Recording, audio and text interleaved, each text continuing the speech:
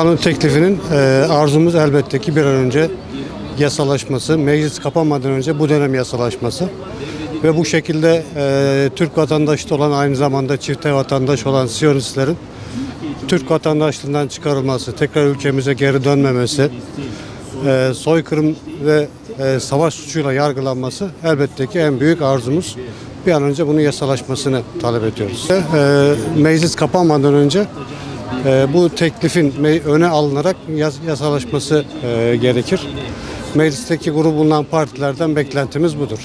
Kesinlikle bu olmalı. STK'lar bu zulmü sürekli gündeme getirmeli, gündemden düşürmemeliyiz.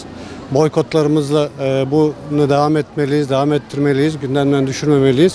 Ve bu şekilde siyasilerin de bu konuda elini güçlendirmeliyiz.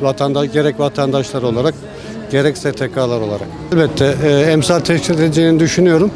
Her ne kadar yönetimler bu konularda Müslüman ülkelerde engel çıkarıyor olsalar da halkların bu konuda istekli ve iştiyaklı olduğunu düşünüyorum. Ve bunun da halklar, o ülkelerdeki halklarla beraber yönetimlerine bir baskı unsuru olacağını değerlendiriyorum.